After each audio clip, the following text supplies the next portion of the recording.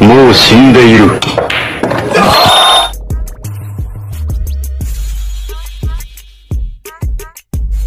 You might miss this ball.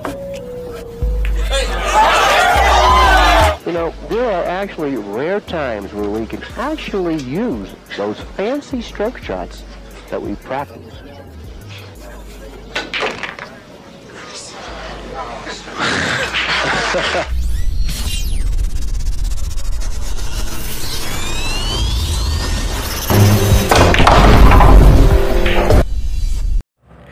Ang match na ito ay semi-final World Pool League 1999. Race to 7 ang format dito. Nanalo si Steve Davis sa lag kaya siya ang unang sasargo. 6 na world class player lang pala ang napili para makilahok sa palarong ito. Anyway, Davis in play. And he's off the break. And as we've been saying, this is a very good set rack. Dry break ang English player dito kaya si Efren na ang magpapatuloy. Very hard to say because he Open ball layout na dito ang ating pambato. in the Asian Games. I'll get the feeling that both him and Bustamante rate Davis, particularly Steve's. Panurin mabuti ang tira ni Efren sa 3 ball. Fine, but myself. Bank. Oh, and that's why his bank manager likes him. Napakagaling na bang shot ni Efren at may position pa sa 4. Susubukan niyang papasukin sa side pocket. Well, this could be a bit special. Lose the side on that cue was so difficult for that centre pocket corner. And how about way left? Swerte. Kahit napakahirap na position play ay nakalapag pa rin si Efren Reyes na mayroong tira sa 5 ball. At available dito ang 6 to 9 ball combination shot. Was there on the inside because you can make a mess of this and still pot it off the foot.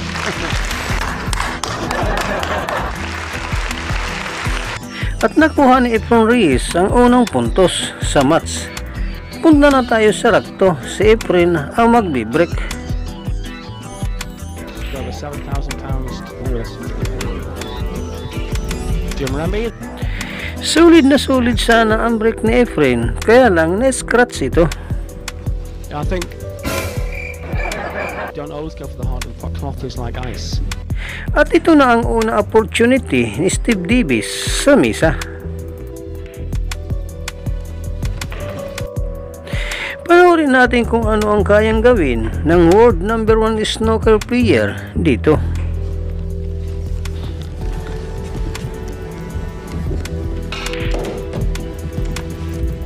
Oh, beautiful. Steve Davis ay galing sa bansang England at 42 years old na siya dito.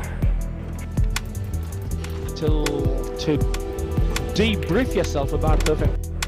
Nakilala siya dahil sa dominance nito sa professional snooker noong 1980s.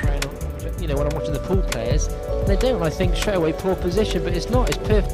It just takes some getting used to. Wow! At grabe, nagpakilala rin si Steve Davis at napakagaling na run out.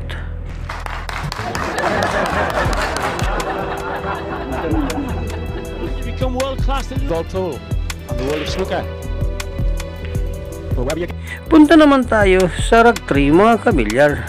Magaling naman ang break dito ni Davis. The magician Efren Reyes is a strong favourite. Pero pinili niyang dumipinsan na lang sa uno dito. The greatest players ever known to pop. Palike naman ng video mga kabilyar. Maraming salamat po. Well, there is if the bases balls go in, he's still in play. Sinubukan ni Efren ang one rail kick shot. Kaya lang, nagkaroon ng open shot si Steve Davis. Not sure. Oh, I think that passes top left. Rhymes with cool. And you don't learn in school. Si Steve Davis ay nakaabot ng 8th World Snooker Championship Final sa loob lamang na 9 na taon at nakuha rin niya ang 6 world titles.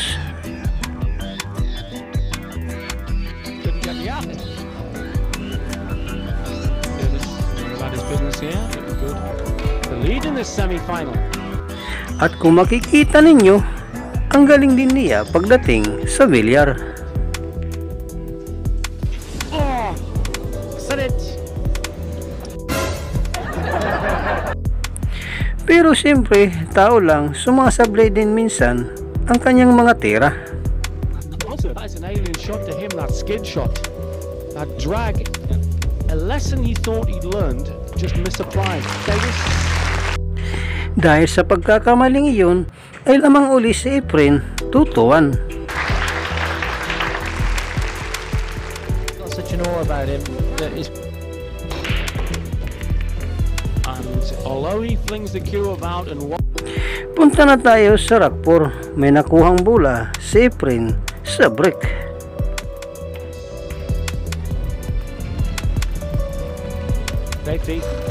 Piniling dumipinsa dito ni Efren Reyes sa uno, pero binigyan niya ng long shot si Davis.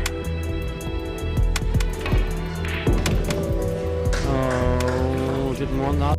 Nakuha man niya dito ang uno. Wala naman siyang posisyon sa 2. Pero tingnan ang ginawa niya dito.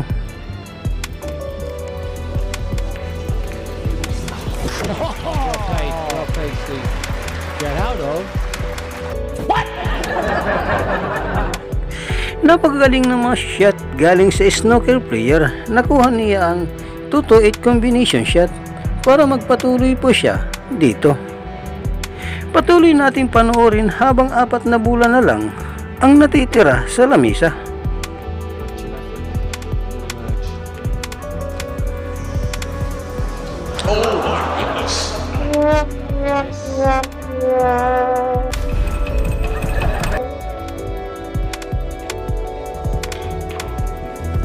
Sumablay sa 4 si Davis dito, kaya si Efren na ang magpapatuloy sa lamisa. Oh no.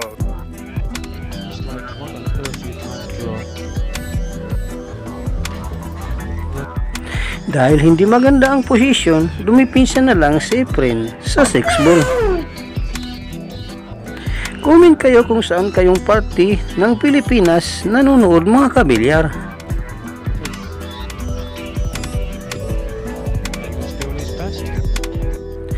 Ang dalawang players ay magkakasubukan ng isang tactical safety battle. Tried in the middle shot. Did try very much in the shot. Going around the right. Siyempre, experience din talaga ang labanan dito at patalasan ng isip. Get it. He's going for what you suggest. White. Ang safety battle sa dalawang legend na ito ay napakagandang panoorin. He's going to try back. And you see it straightens out. Tinira ni Efren ang bong shot sa 6 ball, pero 2-way shot ang ginawa niya dito. Kahit sumablay ito ay nakalapag pa rin siya sa isang safety. Can I get lucky? Top cushion, side cushion. Magaling naman ang 2 rails kick shot ni Davis, kaya lang binta na ito sa Magician. It's very rare for me to see Steve. That's the case so far. Paki-like naman ang video mga kabilyar. Maraming salamat po. Up here. Final to the world number 1, Efren Reyes, the world champion. Ito na ang rack 6, lamang si Efren 3-2.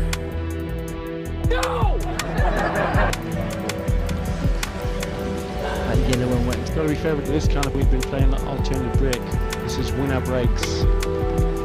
And in the world championship, Dry break si Steve Davis dito at napagaling din ng rail first shot ni Efren sa uno. Galing ha? The spin on that white to take, bend with his knees, hoping. Maganda rin ang posisyon niya sa dos, kaya lang nagkaroon siya dito ng open layout.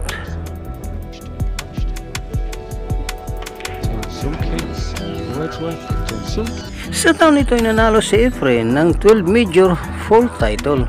Kabilang na diyan ang World 9-Ball Championship 1999.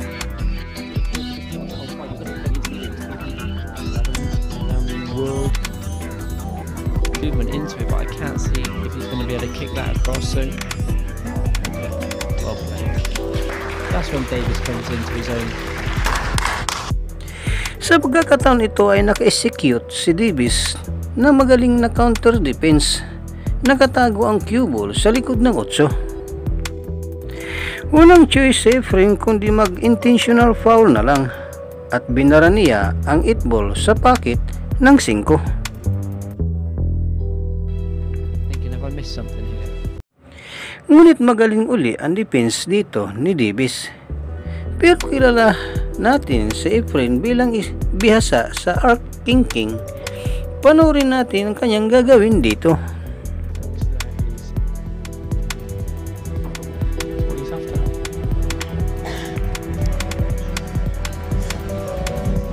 Oh, diba? Napaka-impressive na kick-sip.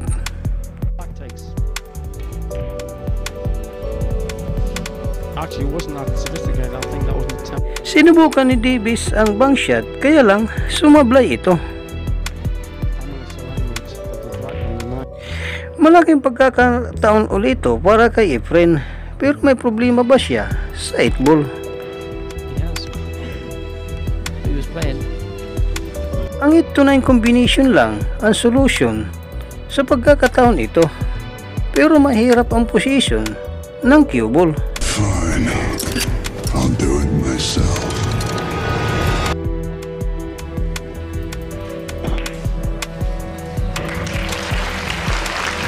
Genius at work.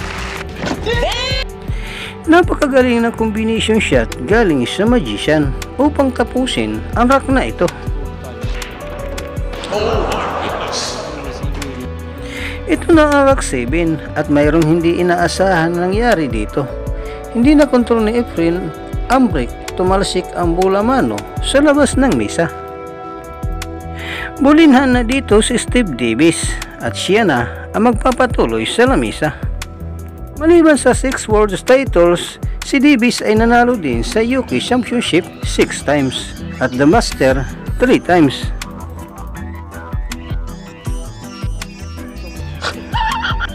At total of 15 Triple Crown titles sa kanyang pangalan. At balik na tayo sa laro. Sumablay sa 3 ball si Steve Davis. Binigyan niya uli na marami pagkakataon ang ating pambato na walang iba kundi si Efren Bata Reyes.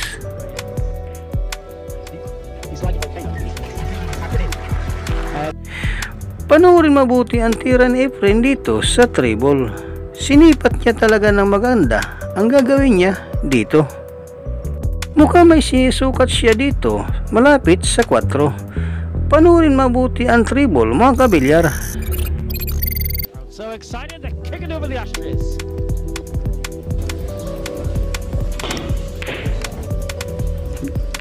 Brilliant shot. That was deliberate.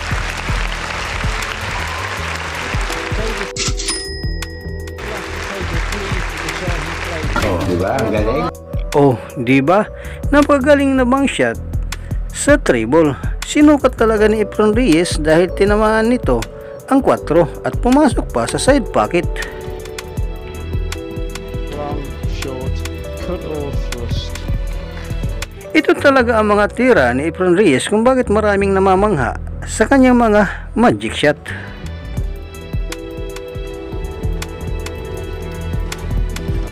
Akala yung nagagawa niya ito sa mga seryosong torneo at mga money games.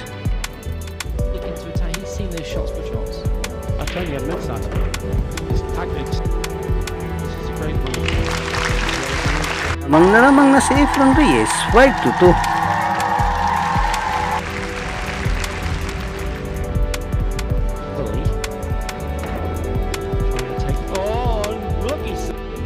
Punta na tayo sa racket. Steve Davis with a good safety shot, mga kabilyar. Just in the further corners as it is, so I presume you're going to take that. Kung umabot kayo dito mga kabilyar, paki-like naman ang video. Maraming salamat po at paki-comment na rin kung saan kayo panig ng mundo nanonood. Good shape on the low 2 now. Speed this. With where you're hitting. I mean, I've got the billiard manual 99 critical shots in full. Sa kasamang palad, walang direktang tira sa 3 ball dito sa Steve Davis. Normal. Full cue. Use a proper full cue. We should try. Sinubukan ni Davis ang Turrell kick shot, kaya lang hindi ito napatamaan. If the point ever came where he thought the good habits for this. Bulinhan si Efren, kung maubos niya ang bola sa lamisa, ay mauna siya sa hill. Taking 6-2. Napakagaling mag-capitalize ni Efren sa mga oportunidad, kaya dapat hindi mo siya bigyan ng maraming pagkakataon sa lamisa.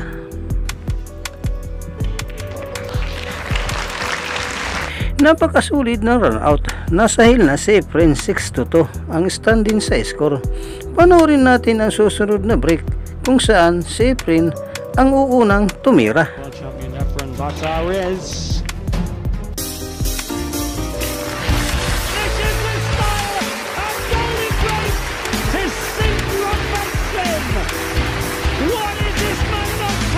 At wow, grabe, golden break at tinapos na Efren Reyes. Ang napagandang match na ito, 7-2 ang final score.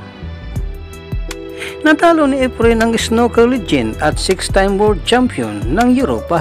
Napakagaling talaga ng ating pambato at naging dominante siya sa buong haba ng laro.